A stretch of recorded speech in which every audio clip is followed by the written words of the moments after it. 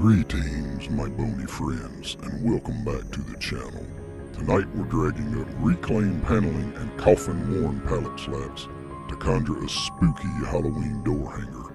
This frightful project fuses rustic woodworking with ghastly shapes that any trembling woodworker with simple tools can summon.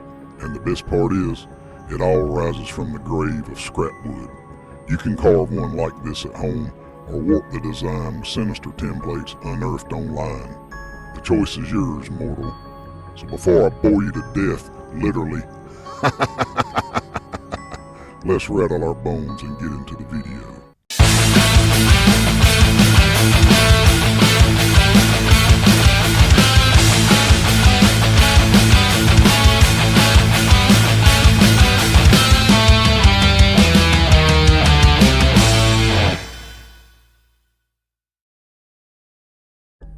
I sketched out a simple pumpkin shape on a sheet of reclaimed paneling.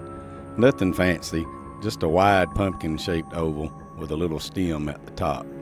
Then over at the bandsaw, I carefully follow the line to cut out the full pumpkin outline. This will act as a frame for the slats and the figures that I will be attaching to it later. I have some leftover 2x4 edges I kept when I made the farmhouse table set. You may have seen that video, but if you haven't, feel free to check it out in the link above. I'd really appreciate it. I cut several slats on the miter saw. These will fit inside the pumpkin outline running vertically. Each piece is sized to match the curve of the pumpkin. Once cut, I lay them in place like puzzle pieces just to be sure none of them are too short and just to get a general idea of what it's going to look like. To keep everything aligned, I start by marking the center of the pumpkin, then drawing a straight line with a framing square. Then with a 3/16 inch spacer, I just dry fit the slats one by one, checking the gaps as I go. This step makes sure the pieces sit evenly inside the frame before I lock everything together in the final assembly. Once all the slats are dry fit and I'm kinda happy with the layout, it's time for assembly. I pull each piece back off one at a time and just add a thin bead of wood glue on the back of the slat and set it back in place. A couple of brad nails lock it down and keep everything tight while the glue cures. By the time I reach the last piece, the pumpkin will start to feel nice and solid. The brad nails not only hold everything together, they also add to that rustic, handmade look that makes projects like this so unique. I just keep working my way around and across the pumpkin, gluing and nailing each slat until the whole frame is filled in. With the slats secured and the pumpkin fully built, I take it over to the bandsaw. I flip it upside down or face down so that the frame is on top. Then carefully I follow the outline of the pumpkin. I trim away any of the slats that's overhanging. This step cleans up the edges and brings the whole shape back to a smooth, uniform outline, ready to be finished. Check out that old paneling color. Kind of reminds me of my childhood. We had that same print in our den when I was a kid, and if that won't frighten you, nothing will. Next, it's time to make the accent pieces that really bring out the Halloween theme. I cut out simple patterns on cardboard of the moon, star, and of course a cat silhouette. Once I'm happy with the shapes, I trace them on the back side of the paneling. Using cardboard templates makes it easy to adjust the design until it feels right, and in case I make several more of these and I can batch them out and go a lot faster. I try to keep them close together and near the edges whenever possible, just so I'll have little or no waste of the board. With the fall season rapidly approaching, I know I'll be making more of these, so the patterns were the best option. Looking at the pumpkin orders I've already had this year, and it's only September, I know these will be some of my top sellers. With the patterns traced, I carefully cut out each piece on the bandsaw, taking my time and just follow the lines. If you don't have a bandsaw, don't worry, a simple jigsaw works just as well.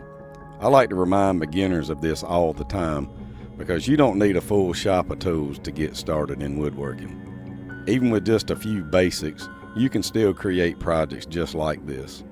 Now I could easily run these shapes through my laser engraver and it would have been faster and probably perfectly clean cuts. But the truth is, not everybody owns a laser engraver, and I think it's important to show just how much fun it can be to make things by hand.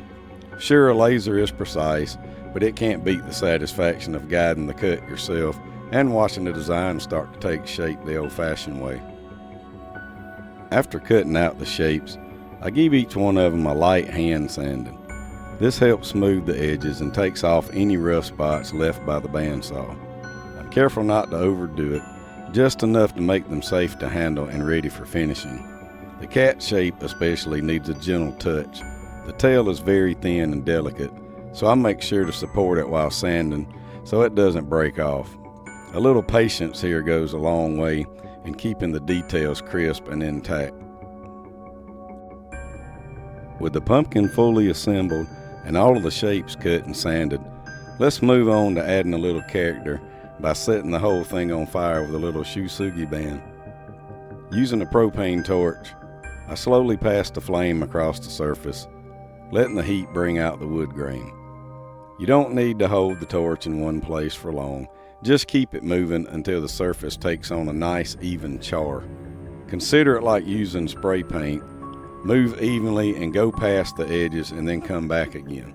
This process not only gives the wood a rich aged look, it also deepens the grain pattern so the pumpkin really pops once we add the color later.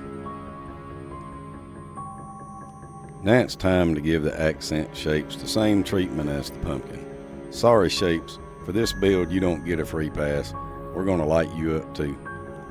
Each one gets a quick pass with a torch, just enough to bring out the wood grain and to add some depth. I keep the flame moving steady and never hold it in one place too long, because these smaller, thinner pieces can actually catch fire pretty quickly. And yes, that is something that I have happened before. The key is to take your time, keep the burn light, the torch moving, and stop as soon as the texture shows through. If you're new to this technique or not comfortable using a torch, don't worry. You can still get results by painting or staining the pieces instead. And if you do try to do the burning, I also recommend doing it outside whenever possible and with a water source close by just in case. It's a simple step, but it really helps tie the accents in with the rustic look of the pumpkin. With the pumpkin fully burned, I move on to cleanup. Using a sanding block, I gently work over the surface, just knocking down the loose soot and smoothing out any char that may be there. This really highlights the wood grain and gives the surface some extra texture. I don't press too hard, just enough to let the natural lines of the wood start to show through. Taking a few extra minutes here makes a big difference, because the smoother and cleaner the surface, the better it's going to take the stain later on.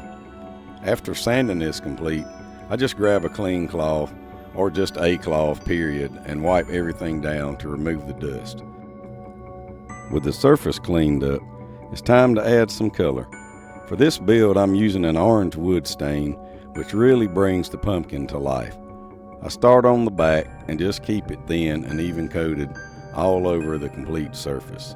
Even though nobody's really going to see it, finishing both sides helps seal the wood and keeps the piece from looking unfinished. Make sure to cover all of the bare spots or any imperfections so you get a good seal on the piece. Once the back surface is done, I flip the pumpkin over and make sure to really work the stain into the edges. The end grain tends to soak up more color, so I take a little extra time here just to keep it consistent all the way around. Covering the edges not only makes the piece look finished from every angle, it also helps seal the wood there too, and it protects it during the long run or the weather. When finished, I lay it flat and then stain and wipe on an even coat across the slats, working the color into the grain as I go. The burn marks from the torch soak it up a little differently than the raw wood, and that contrast gives the pumpkin a rich, rustic look that just screams fall. I make sure to keep the strokes going with the grain for a nice, consistent finish, and if any spots look a little heavy, I just wipe them back until the color evens out. I wasn't sure how well it would turn out on video, but in person the color is outstanding, especially when it starts to dry. The color gets a deeper, darker look to it that almost looks like a real pumpkin. It's incredible how something from the scrap bin can be given a second chance and get a new life as something else. I too have experienced something similar in my life, and I'm thankful for every day I get a chance to live and do what I enjoy doing. After everything is coated, I give it a few minutes to soak in, then I just wipe off any extra stain with the dry rag. The end result is a warm, earthy orange with tons of character, and it's the perfect base for the Halloween accents we'll be adding next. Now it's time for the finishing touches that really bring this piece to life. I start by positioning the cat, moon, and the star on the pumpkin. I move them around until the layout looks good. Once I'm happy with the placement, I add a small bead of wood glue to the back of each piece, and then set them carefully in place. To lock them down, I follow up with a couple brad nails in each one. That combination of glue and nails makes sure they'll stay secure for years to come. With the shapes layered on top of the pumpkin, the door hanger instantly gains depth and character and almost looks like the scene is popping right out of the wood. It's a simple detail, but it makes all the difference in turning a plain project into something that's full of personality and perfect for Halloween.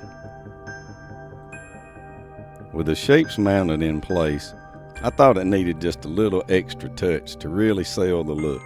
So I grabbed some raffia. Say it with me, raffia. It's such a simple material, but it adds that perfect rustic vibe. I tied a bundle around the stem, working it around until it sat just right, and then I trimmed it to length. To make sure it stays put, I secured the back with a little hot glue. While I had it out, I also twisted a thicker strand of raffia into a loop and used that as the actual hanger. A dab of hot glue on each end, and it was mounted in place. That small detail really brings the whole project together, giving it both texture and a natural handmade finish. And here it is, our Halloween door hanger, built completely from scrap wood. Hang it up on your front door and you're ready for Halloween. Have fun with it, make different sizes, change up the color, change up the shapes. It's all up to you. Thank you so much for watching this video. If you haven't liked and subscribed, please do so on your way out. It is greatly appreciated. If you haven't joined the channel, memberships are now available, and we would love to have you in the scrap pile. Your support helps the channel continue to grow, and it helps me be able to make more useful DIY videos.